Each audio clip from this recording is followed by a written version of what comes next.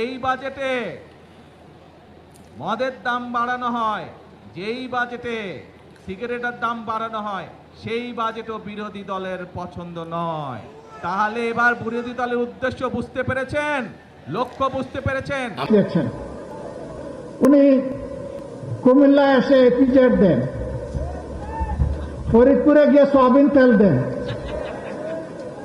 তিনি দিনাজপুরে গিয়ে আম উপহার দেন, সিলেটে গিয়ে 9 ঘন্টা উপহার দেন, সংসদে গিয়ে প্রাথমিক বিশ্ববিদ্যালয় উপহার দেন, আর কক্সবাজারে এসে বলেন যে বিরোধী দল এই বাজেটে মাদক এবং ধূমপান জাতীয় দ্রব্যের ট্যাক্স বাড়ানো হয়েছে বলে বিরোধী দল তার বিরুদ্ধে প্রতিবাদ করে মিছিল করেছে। মিথ্যা, ভুয়া।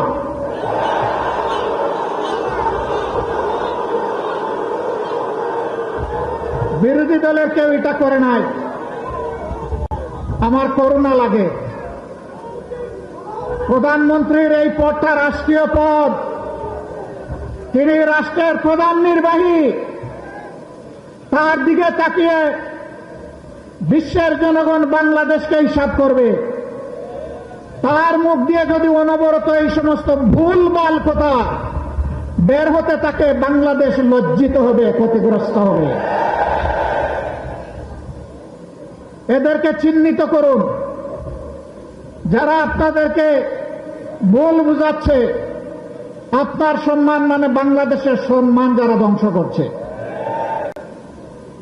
এদের ব্যাপারে ব্যবস্থা নিন, নইলে ক্ষতিগ্রস্ত শুধু আপনি হবেন না, গোটা জাতিকে আপনি ক্ষতিগ্রস্ত করবেন।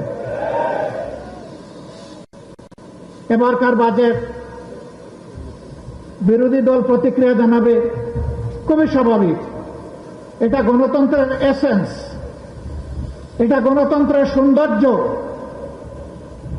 এতে রাগ করার কি আছে? অল্পতে ধৈর্য হারালে 18 কোটি মানুষের দায়িত্ব পালন করবেন কিভাবে?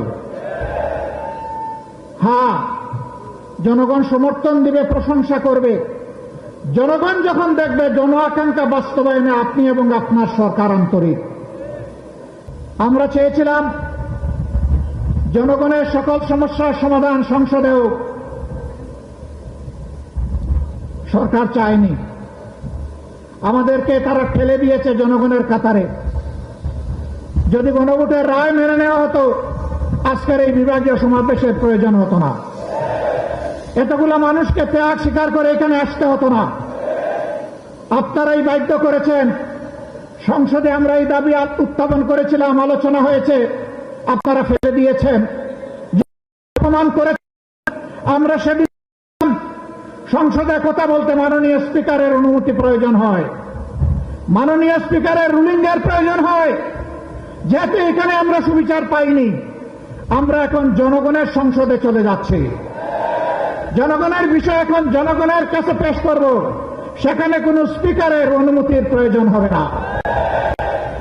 সেখানে মন খুলে কথা বলবো, জনগণ সিদ্ধান্ত নেবে আগামীতে তারা কি ফয়সালা দেবে। একটা স্বাধীন সার্বভৌম দেশ, সীমান্তে কি হচ্ছে আপনারা জানেন। আমরা নোটিশ দিয়েছি এই বিষয়ে আলোচনা করার জন্য, আমাদের নোটিশ নিয়ে টাল বাহনা করা হচ্ছে। ভয় কিসের? কারে ভয় করেন? কারে খুশি করতে চান? কার হয়ে দেশ পরিচালনা করতে চান? যদি বাংলাদেশের জনগণের সরকার হয়ে থাকে, তাহলে এই ধরনের ইস্যু সংসদে আলোচনা করতে দিতে হবে। আমরা আলোচনা সংসদে করব না উত্তেজনা বৃদ্ধির জন্য, আমরা আলোচনা করব বাংলাদেশের স্বাধীনতা এবং সার্বভৌমত্বকে সুসংহত করার জন্য। এটি আমাদের উপর অর্পিত পবিত্র দায়িত্ব। কিন্তু যদি আমাদেরকে এই আলোচনার সুযোগ থেকে বঞ্চিত করা হয়, তাহলে মনে রাখবেন, মুষ্টিমেয় ও বিজিবি যাদের হাতে সরকারের দেওয়া অস্ত্র আছে, তাদের পাশে আজকে যেভাবে হাজার হাজার জনগণ নিরস্ত হয়ে বুক পেতে দিয়ে নিজের সীমানা রক্ষার জন্য এগিয়ে গিয়েছে, 18 কোটি মানুষ এইভাবে কারো হাতে বাংলাদেশ ইজারা দেবে না। এই 18 কোটি মানুষের 36 কোটি হাত বাংলাদেশকে পাহারা দিয়ে রাখবে ইনশাআল্লাহ। জাতির সাথে গাদ্দারি করে কেউ পার পাবে না। আমরাও গাদ্দারি করলে জাতি আমাদেরকেও ক্ষমা করবে না। আমরা জাতিকে কথা দিয়েছি, কথা দিচ্ছি ইনশাআল্লাহ। জীবনের বিনিময় হলেও আমাদের দেওয়া কথা আমরা রক্ষা করব। সম্মানিত বন্ধুগণ, জনগণ আশা করেছিল ইন্টারিম গভর্নমেন্টের পরে নির্বাচন হয়েছে, নির্বাচিত সরকার আসলে চাঁদাবাজি বন্ধ হবে। বাংলাদেশের কোন জায়গায় চাঁদাবাজি বন্ধ হয় নাই, হয়তোবা চিটাগাঙ্গে বন্ধ হয়ে গেছে। চাঁদাবাজি এখানে চালু আছে। রেট কি বেড়েছে না কমেছে? এই চাঁদাবাজ কারা জনগণ কি জানে না? জনগণ কি চিনে না?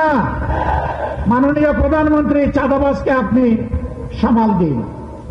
আপনি কথা দিয়েছিলেন আপনি ক্ষমতায় আসলে দুর্নীতির টুটি চেপে ধরবেন। আমরা দেখতে পাচ্ছি দুর্নীতিকে জাতীয়করণ করা হয়েছে। দুর্নীতি এবং চাঁদাবাজির বিরুদ্ধে কথা বললে কারো যদি মন খারাপ হয়, আমাদের করার কিছুই নাই, বলে যাচ্ছি, বলেই যাব। এবং শুধু আমরা জনগণকে সাথে নিয়ে গণপ্রতিরোধ গড়ে তুলব। আপনারা পরিষ্কার কথা, গণভোটের রায় বাস্তবায়ন করতে হবে। গণভোটের রায় বাস্তবায়ন করতে হবে। গণভোটের রায় বাস্তবায়ন করতে হবে।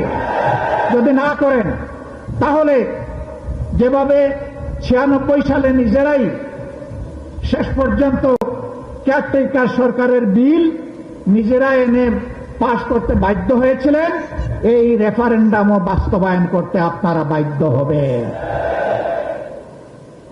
ভালোই ভালোই মেনে নিন। জনগণকে রাজপথে ফেলে দিবেন না। আমরা শান্তিপূর্ণ গণতান্ত্রিক ধারায় থাকতে চাই, আমাদেরকে থাকতে দিন। আমাদেরকে সুড়সুড়ি দিবেন না। নতুন করে সুড়সুড়ি দেওয়ার কিছু নেই। হুমকি ধমকি দিবেন না। মাঝে মাঝে হুমকি ধমকি দেওয়া হয়, জেলের ভয় দেখানো হয়। ফাঁসিকে যারা তুচ্ছ মনে করে তাদেরকে জেলের ভয় দেখাবেন না। দেশ এবং জনগণের জন্য ফাঁসি বরণ করতে হয় প্রস্তুত। দেশ এবং জনগণের জন্য জীবন দিতে হয় প্রস্তুত।